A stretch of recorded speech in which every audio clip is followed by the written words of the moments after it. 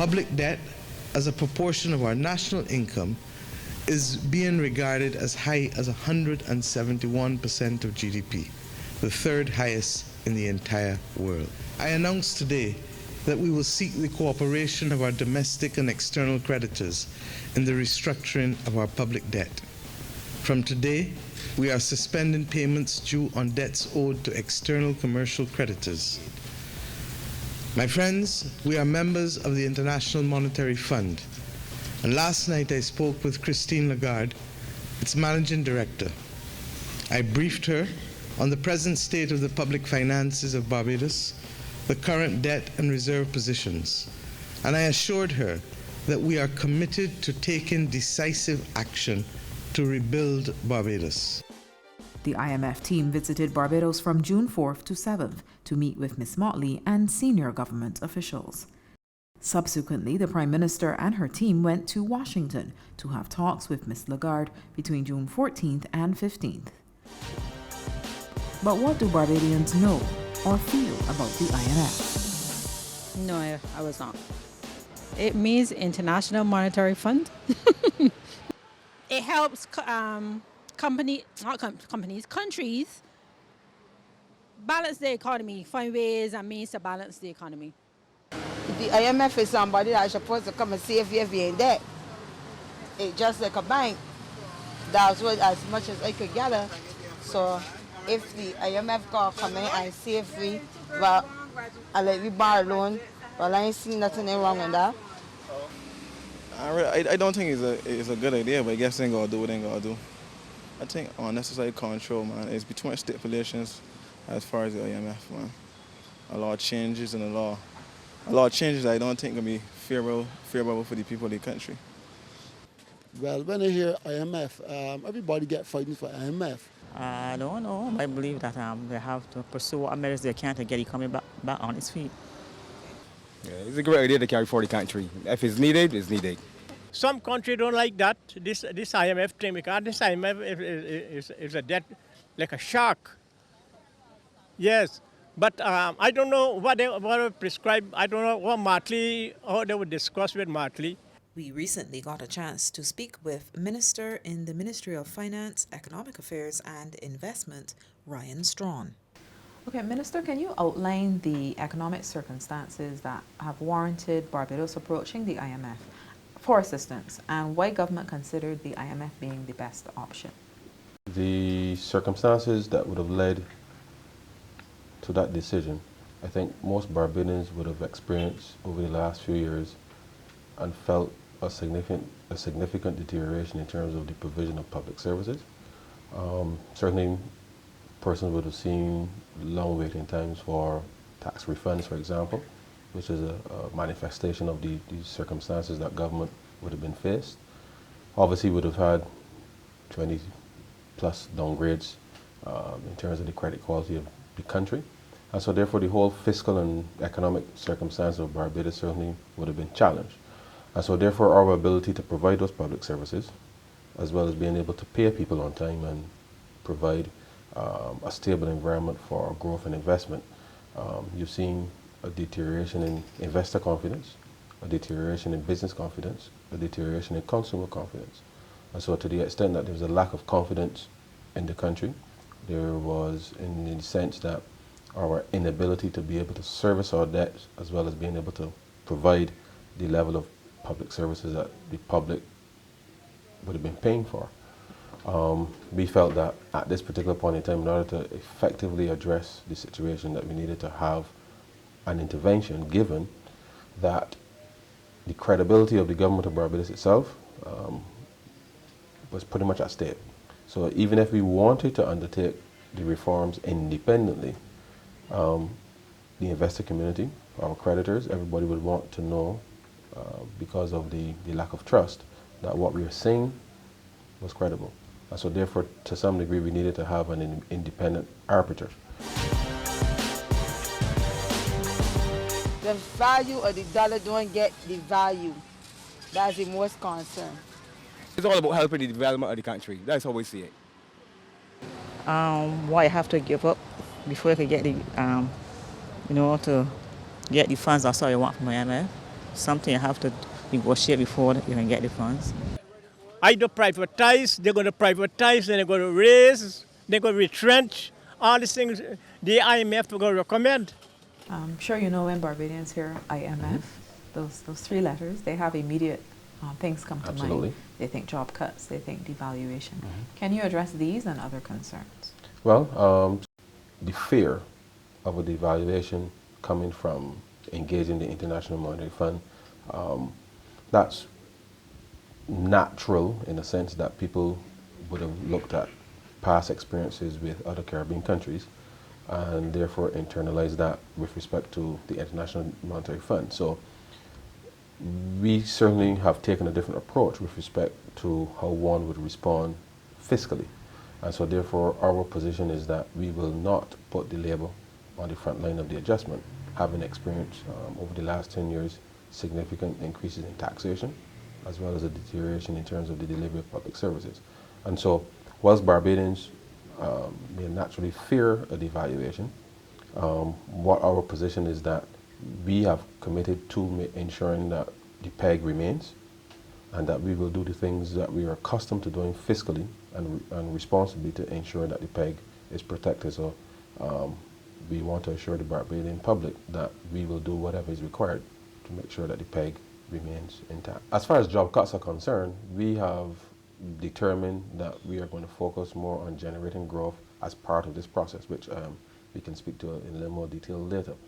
But as we've already seen from the budget presented a couple of weeks ago, I think what was different now from what has obtained in the past is that we've significantly expanded the base for taxation, because over the last few years, the previous administration would have focused only on existing taxpayers as Barbadians. And so therefore, having broadened it to tourists, or visitors, I should say, in that respect, as well as ensuring then that from a service delivery point of view, that any new taxes that are being levied actually go towards providing the very services for which they were meant to deliver. And so to the extent that we're on that path, the next 6 months is going to be critical in terms of raising investor confidence, raising business confidence, and by extension raising consumer confidence so that job losses don't ensue. Of course, there will be some reforms within government, as one would expect, but we have ways of using the other powers of government to make sure that if there is to be any potential job losses, that those persons have opportunities for economic enfranchisement, and those are things that we are committed to doing. You've kind of already implied that there will be a developmental focus as well. So as talks begin in these early stages, will it be mainly austerity, or is there going to be some kind of developmental and growth focus in the early stage? Barbados has always prided itself on its ability to maintain a credible development path. And that's why, on the one hand, we've ensured that health and education remain a priority with respect to our development of human capital. And so this exercise would be meaningless if we are not able to help improve the developmental aspects of the country. And so the priority then for us as we engage the International Monetary Fund is to say, look, whilst yes, we are going to be focusing on ensuring that health and education can be delivered for Barbadians, we do understand that there needs to be some reforms even within those two primary sectors to ensure that we get the best value for money going forward. But ultimately, this whole exercise will be meaningless unless we have significant growth. And the truth is that over the last decade, the economy simply hasn't grown at the levels that it should be, given what's been happening not just regionally but internationally. And so therefore, growth will be a primary part of the solution. The reality is that business facilitation will be a primary element of that, even within the context of government and the way that the government interfaces with the public, whether as individuals or as business people or investors. And so that work has already started. What would you say has been the response of the IMF in these early days? Anyone might have read the Article 4 consultations over the last 5 years. Let's leave it at 5 years. The writing pretty much was on the wall. And so therefore, the fund in the various Article 4 consultations would have been highlighting some of the critical issues that needed to be addressed. So therefore, in the last 5 weeks, we've actually started addressing some of those critical issues. And whilst we've done some things which wouldn't ordinarily be done in the context of an IMF program, the reality is that you can't fix a problem in isolation of the very developmental path to which the country has been built. I don't think it's a concern, it's just that we are now making sure that we can engage them as quickly as possible so that we can start to address the problems that seem to be systemic within the context of the Barbados economy. And so therefore, whilst, for example, wage increases will not necessarily obtain under fund program, we have articulated, given the circumstances of the economy, why we needed to do certain things. Because as we seek to offset in other areas, that labor certainly, and if you think about pensioners as part of the extended labor force who've retired, the reality is that they too have felt the brunt of the public policy over the past few years. And so therefore to ask these persons now to be on the front line of the adjustment, considering that our developmental focus has to now be frontal. Those first early meetings will then just engage on obviously where our position is fiscally, and then obviously those negotiations then will start to drill down with the specific sectors of government. The fund team will also meet with members of the public sector. Of course, given that we have announced that we are going to be restructuring the debt, that is another element of the conversation, because ultimately whatever is agreed, pretty much the debt restructuring will hinge around what is agreed with the fund, what kind of support that they will give, and so therefore then the targets that are achieved obviously will be in support of whatever is agreed. What we are intending is to make sure that as early as September actually, that once they leave here on July 12th and they go through their whole process in Washington, that we can get a board agreement by early September. And the rationale for that is that obviously we need to make sure that we have something in place that gives some confidence again to the market, because we really do need to start to fix the problems that need to be fixed. And because of the nature of the international reserves, we just need to make sure that we have that in place such that we can start doing the things, one, to grow the economy, but also to address the fiscal reforms. You mentioned the creditors. Yep. There has been some persons have expressed concern, and some people were a little shocked that we suspended payments to the international creditors. Has the fund expressed any concern about this strategy? Not publicly, as far as I'm aware.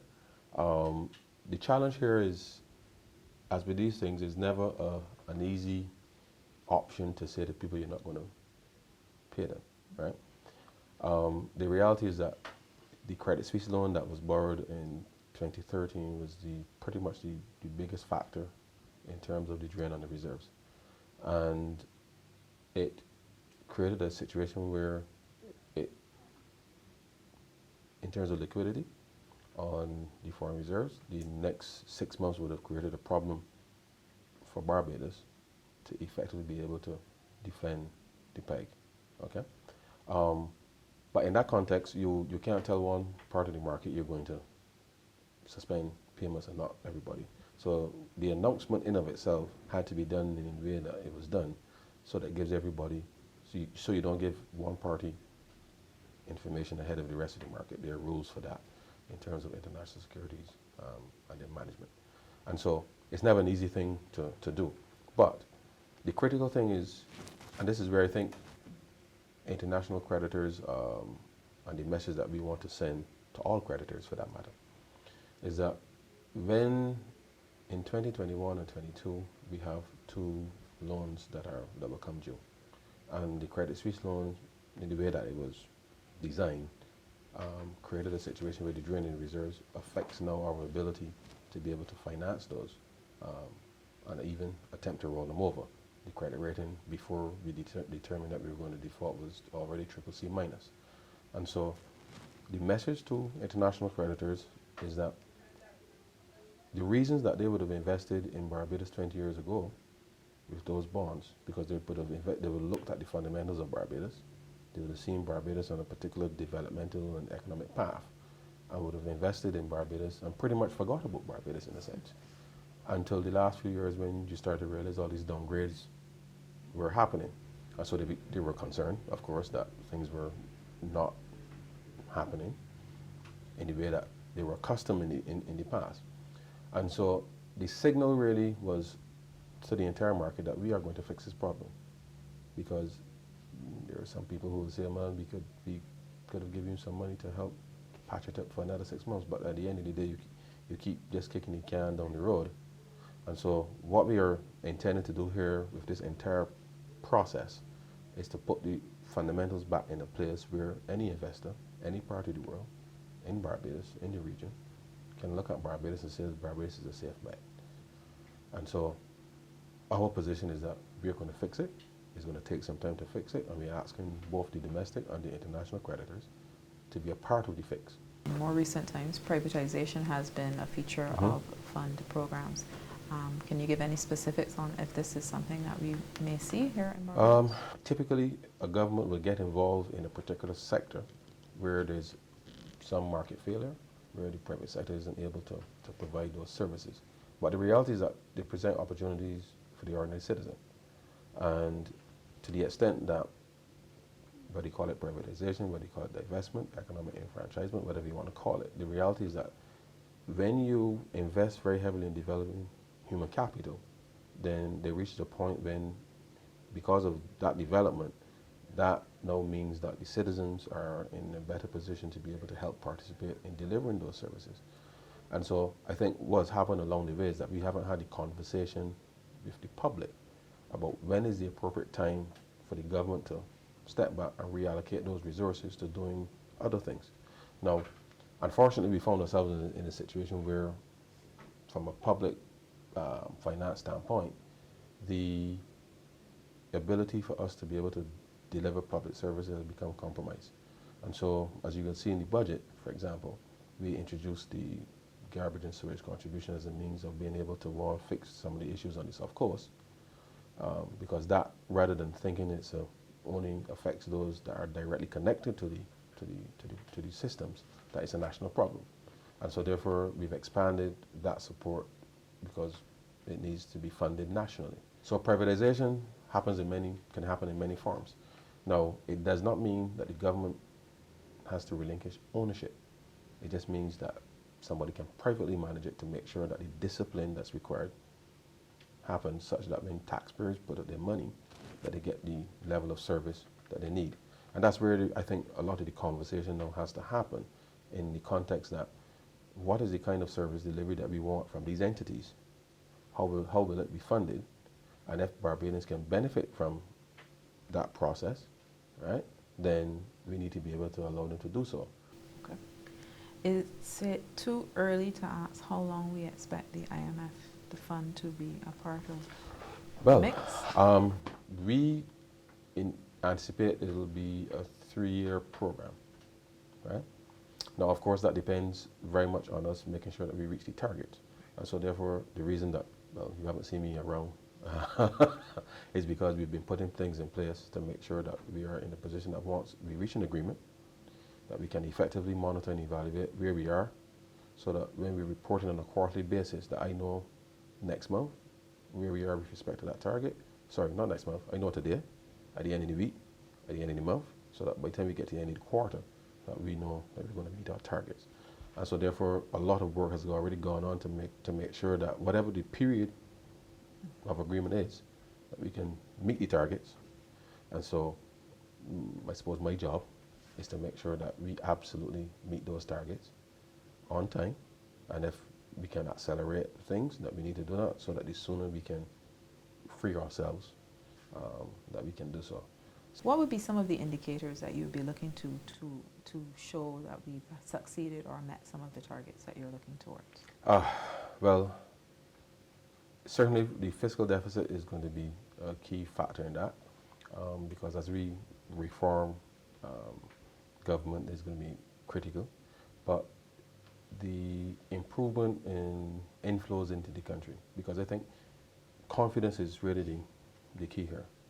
And once we start to see the levels of inflows coming back into the country, then we feel much more comfortable that we will be achieving those targets. Because even though on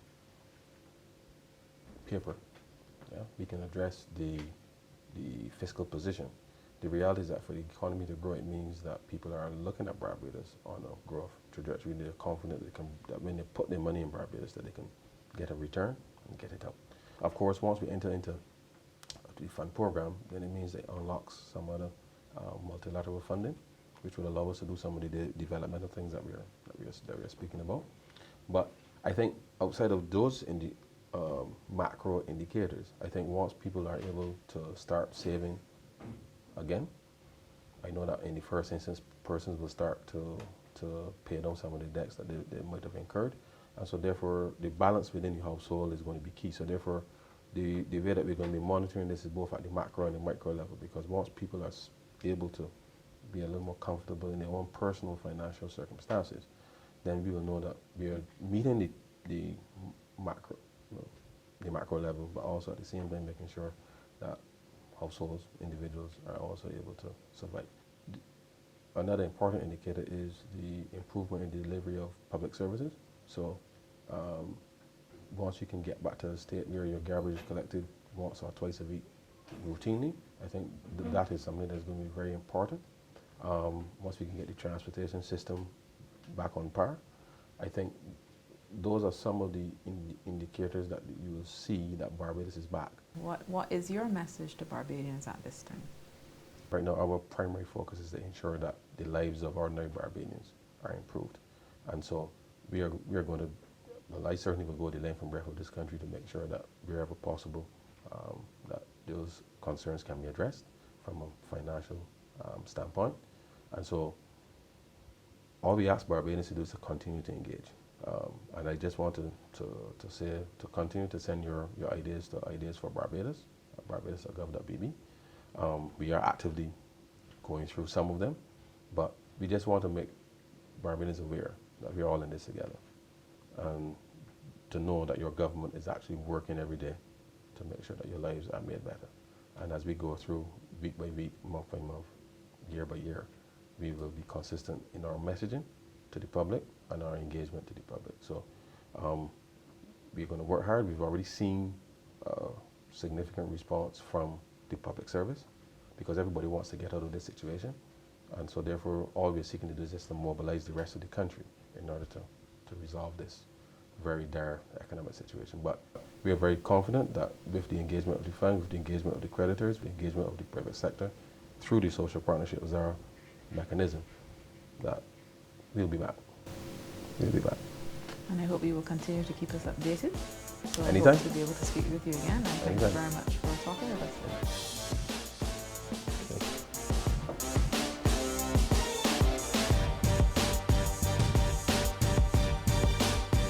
You can find more relevant information by visiting our website, gisbarbados.gov.bb. Like and follow us on these social media platforms under the handle GIS Barbados, and subscribe to our YouTube channel, the BGIS.